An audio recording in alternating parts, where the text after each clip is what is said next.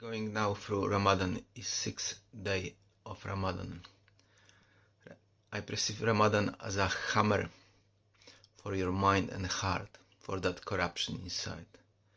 Whatever you contain in your mind, whatever corruption you gather there, Ramadan is able to melt that in your heart. You will be squeezed to the maximum possibilities inside, shrink, and you will be able to observe what's happening in your mind. You will be able to tap to that soft place in you, and that soft place in you have ability to melt those corrupted structures, whatever you created for yourself. Some of those are hardly rooted. Whatever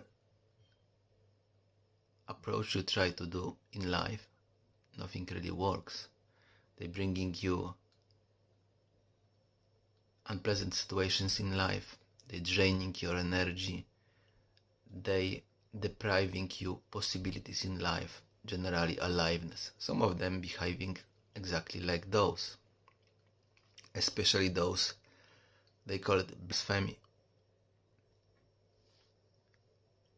Those are the worst. It is simply like entity inside which behaving harmfully to its own host. Mind which have hostile energy,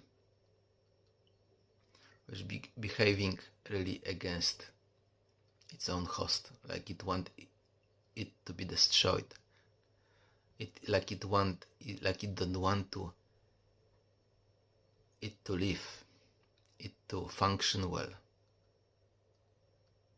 It does everything to not be uncovered, to not be understood, to remain the same. That's how this is behaving. And the worse, the more disastrous sins we got inside. The worse it behaving. That energy simply is so hostile that whatever approach you want to do in life to correct that, it's not gonna work. Like I did million different approaches, million different ways.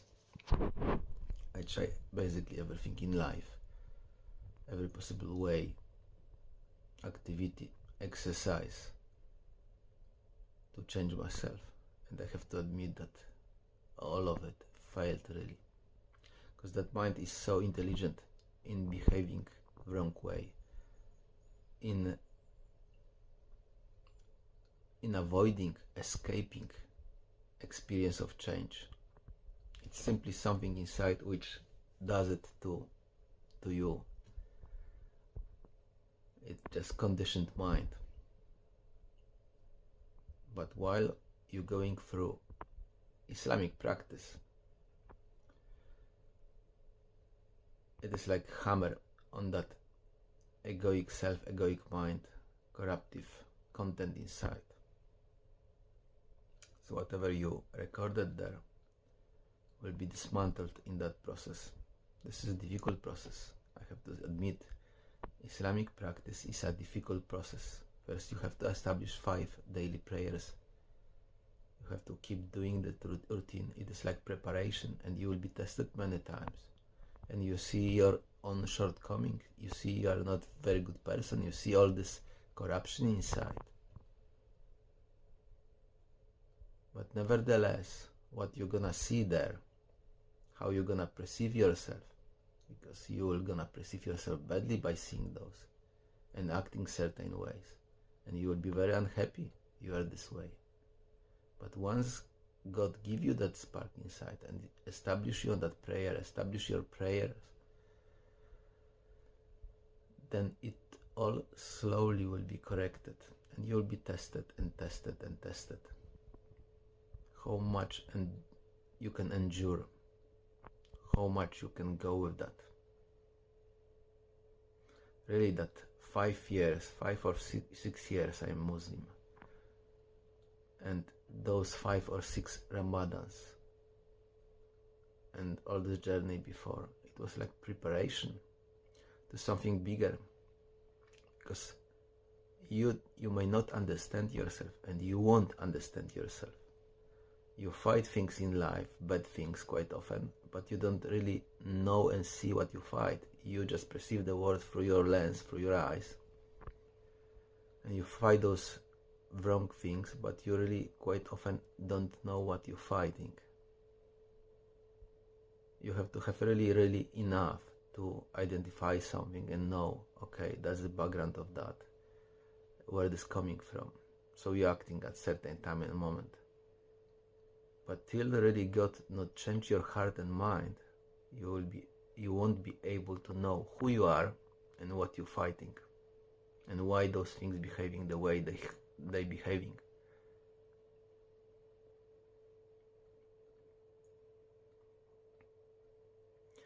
That's journey.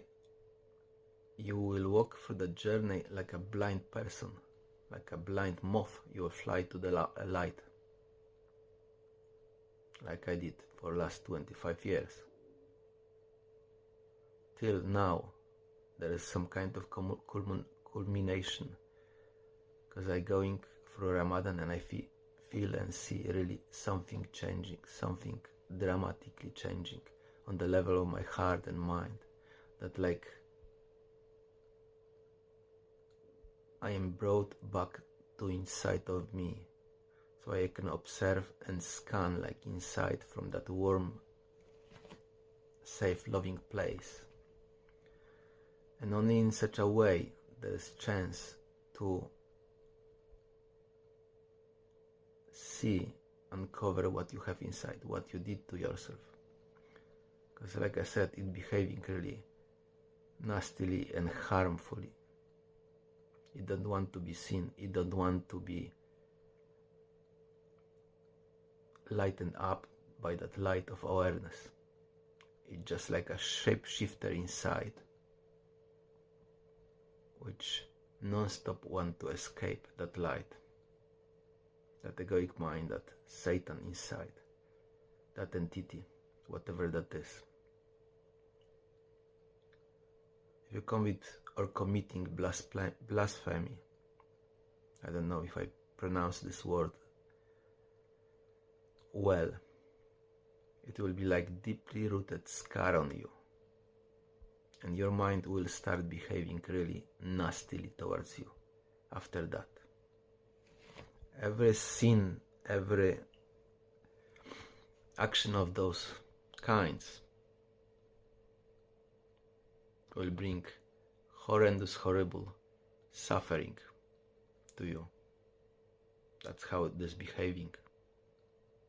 And it is really God mercy to come out from it. When I look at my life and observe it, behavior of that content inside, I have to admit I could be like crucified hundreds times or more, simply killed, if I could not be protected by angels, by that unseen world. Because there was so many attempts, so many weird, strange, harmful behaviors of my core towards me and environment around in my life, that it was theoretically not possible for me to live, but I'm living, and I'm getting better and better.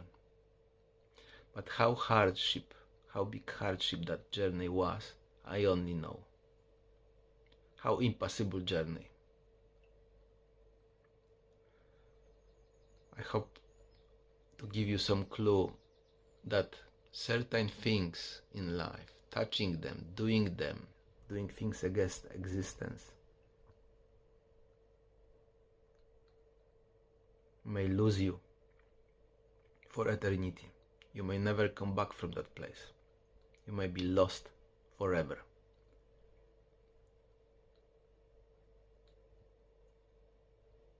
It's a purely God mercy when we can see the light again, when we can feel the love again, when we can have feeling inside, when we come back from that, can come back from that dysfunction,